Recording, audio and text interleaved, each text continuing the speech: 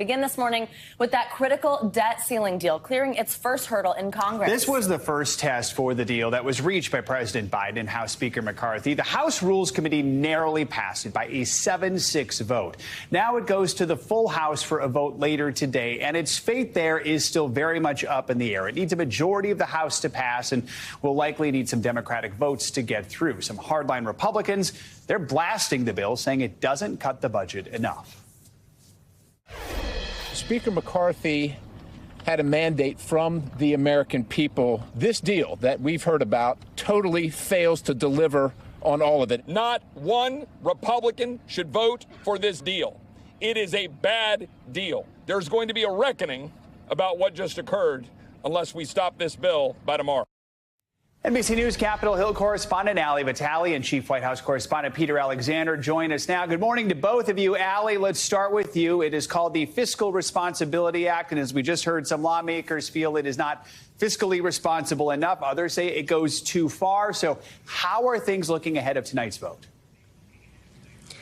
Look, you're right to say that it's up in the air, mostly because we just don't know how the vote is going to come together tonight. Yesterday, you're right that it cleared one of the first procedural hurdles that it needed out of the Rules Committee. Typically, that's not a committee that's very dramatic, but most of us were glued to its proceedings yesterday because, of course, that's how Congress works these days, but also because there could have been some fireworks there if McCarthy didn't get some key conservatives on his side. Ultimately, he was able to do that. And look, there's a very loud group of Republicans saying how much they hate what's in this bill. You played some of them yesterday, and I was outside with them during that press conference. They are not happy with some of the things that they see in this, but that ire is equally matched by some progressives on the Democratic side. I do think, though, and we've been saying this all along throughout these negotiations, that once you start losing people on each side of the political equation, that's where you knew that a deal was close, because this was always going to be bipartisan. A lot of these folks on the ultra left and ultra right were probably never going to vote for it anyway. Nevertheless, we're watching McCarthy now have to try to sell this to his conference. And as you heard, many of them just aren't happy about it. So, Peter, let's talk about the ultra left. Progressive Democrats have been raising concerns about some of the concessions President Biden made, especially when it comes to these new work requirements for some people who are on food stamps. What's the president saying to his party? Well, the president's argument is that this will avoid a default. He says that all sides have agreed the default has to be off the table right now. As it relates specifically to those work requirements, we heard from the budget director, Shalonda Young, who came to the White House just yesterday, and she made the argument that this deal is fair. It's a bipartisan deal, which by its very nature, she says, is a compromise. And specific to those work requirements, Joe and Savannah, she said that they did carve out some exemptions for the homeless and for veterans. So it's certainly not what all Democrats want. It's not what most Democrats want, but they say most significantly it does avoid a default, which avoids the economic catastrophe that this White House was concerned about, specifically because many Americans certainly would have blamed the president if Washington wasn't able to figure this out. So, Ali, looking ahead, if the bill does pass the House, it heads to the Senate. Will the deal face as many challenges there? Look, I think that once it heads to the Senate, it's not a question of if, but when. And the reason that I say that is because senators can decide to do this as quickly or as slowly as all 100 of them decide to do. We've already seen from several of them that they want to gum this process up. They want to slow it down and make it as procedurally tough as possible, because there are just as many Republicans on the Senate side of this who don't like what they see as on the House side. That being said, it's still just a vocal minority. As we're doing our unofficial whip count, we've got no reason to think that this is in danger on the Senate side, at least not yet, especially when you hear the leaders from both parties talking like this. Watch. House Republicans focused on reaching a bipartisan agreement to put reasonable caps on federal spending. I commend President Biden and his team for producing a sensible compromise under the most difficult of circumstances. And look, Look, here's what's fascinating about this as we watch the Republican dynamics, as we shift chambers here. McConnell really did let Speaker McCarthy lead the way on these negotiations, so much so that when they actually whittled down the people who were in the room, you well know this, it was McCarthy allies and the White House going one-on-one trying to hammer out this deal. So watching McConnell then be able to bring along his side of the building is going to be an interesting dynamic, but we know that McCarthy has always had really the tougher task in many ways, not just negotiating this deal, but selling it to a pretty unruly Republican conference. So, Peter, as the clock ticks down, there's a sense of urgency, also a bit of anxiety. What's the White House's message just to the American people right now who are worried about still the potential for a default? Well, the White House makes the argument that it did its part here, and now it's in the hands of lawmakers. They feel strongly that this will pass, that it is a compromise, that both sides can say we didn't get everything, but at least we got something here. Certainly for Democrats, the something feels not as big as some progressives want it to be. But the argument that you hear from the White House is that they avoid a default, they avoid the economic catastrophe, the global economy crashing that they were worried about. And retirement accounts, they say, will no longer be in flux. And in the words of the budget director here, will view that as a win any day. Joe, Savannah. Peter Alexander, Ali Vitale, thank you both. Well, new this morning, tensions are rising on the Korean peninsula after North Korea attempted to launch a spy satellite last night.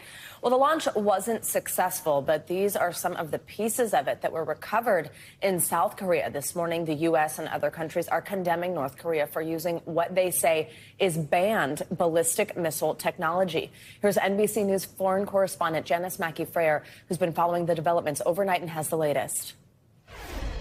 What we know so far is that North Korea failed to launch its first spy satellite into space. They admitted that it was a problem with the rocket malfunctioning and that they will try a second launch as soon as possible. Now, Pyongyang had already announced earlier that it was going to launch a satellite before June 11th to monitor U.S. military activities. South Korean officials say it appears to have crashed into the sea, and they've recovered what they believe is some of the debris.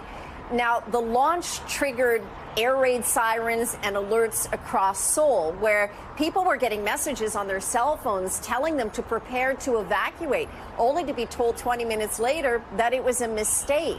So for that time, there was a lot of chaos and a lot of confusion. Japan also issued a warning to residents in Okinawa.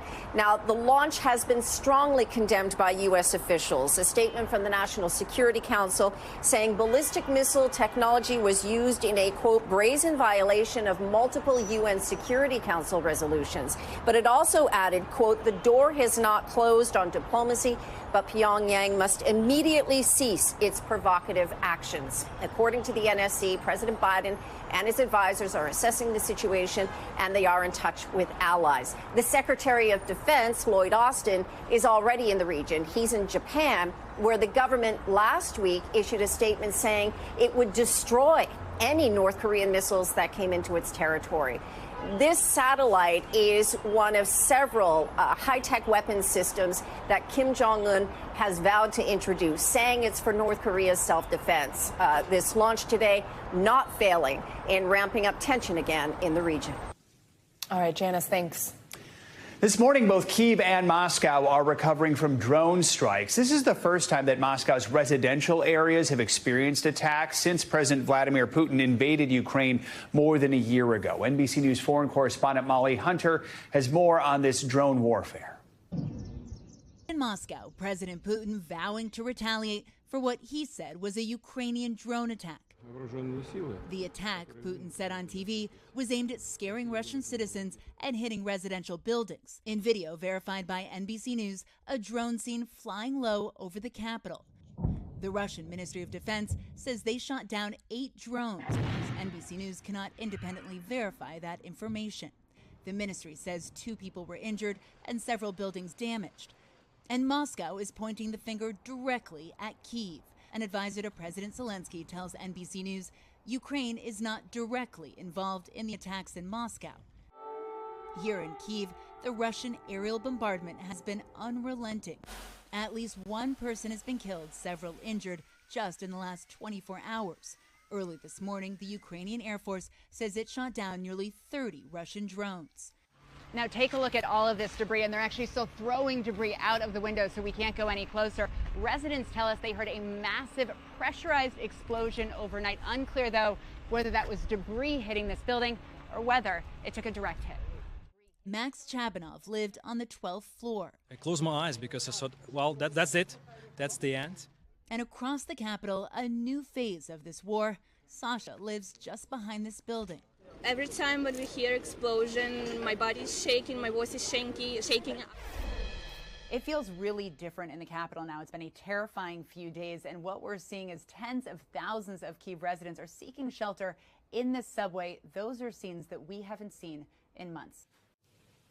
Okay, well, NBC News is learning new details about how Russia is allegedly funding its war with Ukraine. It starts with the private army known as the Wagner Group. Sources tell NBC News the 4 hired troops are extracting resources from the Central African Republic and selling them for top dollar. NBC News chief foreign correspondent Richard Engel has the details. The Central African Republic is a failed state, torn apart by civil war. The infant mortality rate is the 3rd worst in the world, and it's heartbreaking to witness. In the capital, Bangui, I saw children starving to death. At the only pediatric hospital, they filled room after room. What's it like for you, as the director here, to see all these cases? It upsets me, she says. Mothers don't have money to buy food, and the children fall into this state. They are victims of Africa's resource curse. The people are poor, despite living on land with vast, untapped wealth. Here, it's gold and diamonds. But instead of lifting people out of poverty, the riches flow into the hands of Russian mercenaries from the Wagner Group, Russia's private army, known for its brutality in Ukraine. Wagner's leader is Yevgeny Prigozhin, President Putin's former caterer turned commander. In Ukraine, Wagner fights for the Kremlin. It makes its money here.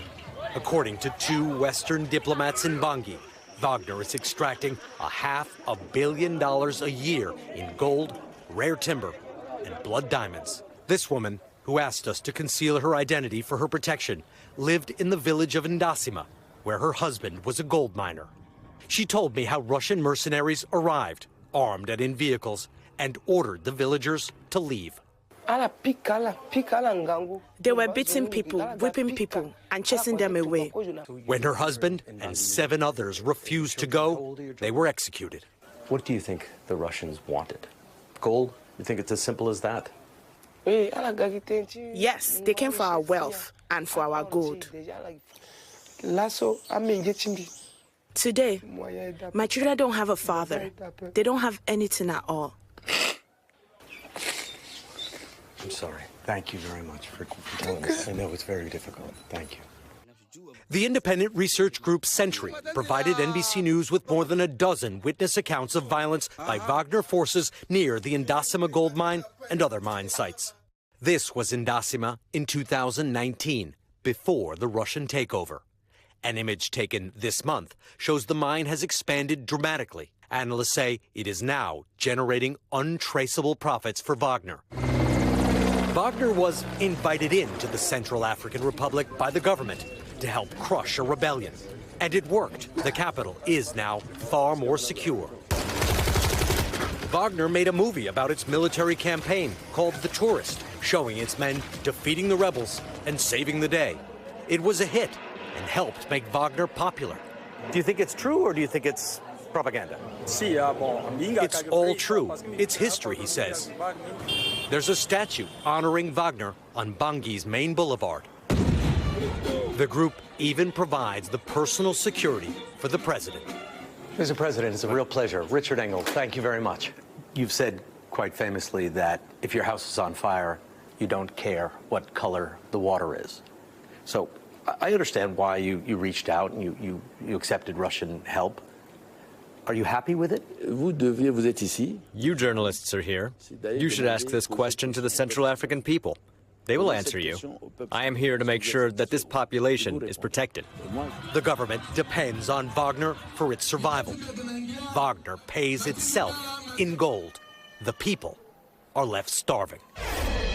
We reached out to Prigozhin, and he responded with a voice note, calling our questions provocative and saying in part, quote, "You've received enough information. If by asking these questions you intended just to spit at me, then I suggest you come closer. And after that, try to figure out if it's your throat in my hands or someone else's." Richard Engel, NBC News. All right, thanks, Richard.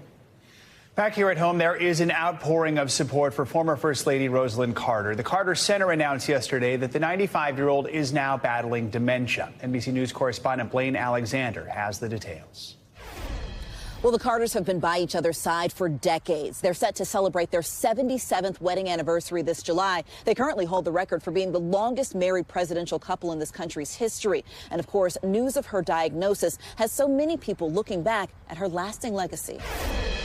Former First Lady Rosalynn Carter is known as much for her work outside the White House as her time in it. Family reveals she is facing a new health battle. At age 95, she has been diagnosed with dementia. In a statement, her family writes she continues to live happily at home with her husband, enjoying spring in Plains, Georgia, and visits with loved ones. It comes just 3 months after President Carter entered hospice care, announcing he will forego further medical treatment. The White House says President Biden has been in touch with the former first couple's team in recent months and wishes them well. A fierce mental health advocate, Rosalynn Carter and her husband co-founded the Carter Center, spending decades doing humanitarian work around the world. His belief in her passion on mental health issues and making sure that people really, that their human rights were afforded the ability to have these issues addressed was part of the love story.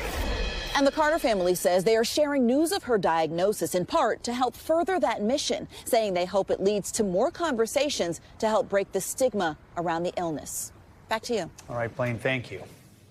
Well, pull out your umbrellas because we might be getting some stormy weather. Let's check your morning news now weather. Meteorologist Angie Lassman joins us with the forecast. Hey, Angie, good morning. Good morning, guys. We got a couple trouble spots, and it does include some of that stormy weather you mentioned. The umbrellas are going to go a long way, not just today, but for the next couple of days, especially if you live in the state of Florida. We've got multiple rounds of rain headed your way. We've also got some stronger storms that could develop across parts of the plains. So let's talk about the plains first. This is the area that you see in that bright yellow that has the greatest chance to see some of those hazards developing. The hazards include the potential for some of those stronger wind gusts, maybe 60 miles per hour or higher. We'll also see the potential for some large hail, and we, of course, can't rule out an isolated tornado in that area. This is this afternoon and into the evening hours. So make sure, even as the sun goes down, if you live in this area, Oklahoma, Texas, New Mexico, Colorado, Kansas, you're going to be dealing with the potential for some of those storms to fire up. We'll also have heavy amounts of rain associated with this. So when you see anywhere from an inch to maybe 2 inches and isolated amounts higher than that, we know that there will be the potential also for flooding. That does include the greatest amounts falling in parts of, again, the northern portions of Oklahoma, or rather the northern portions of Texas, in the panhandle of Oklahoma, and into parts of Kansas. So watch for that. Let's go to Florida now. I mentioned that we have multiple rounds of heavy rain, and we do have an area that we're watching in the Gulf of Mexico. I'll show you it here in a moment. But this is what we're expecting as far as rain totals here by the time we get through Friday. So by the end of the week, we could see upwards of maybe 5 inches or higher across the state. A lot of that where you see the brighter reds, that's the 2 to 3 inches kind of range, still ample amounts of rain. And we know, especially in places like South Florida, there's some issues when it comes to a lot of rain falling at once. So we will watch for, once again, the flooding concerns there. This is the area that we're watching. Doesn't look like much, right? Well, it's pretty unorganized at this point. Doesn't have a great chance of developing, but that's not really the point with this.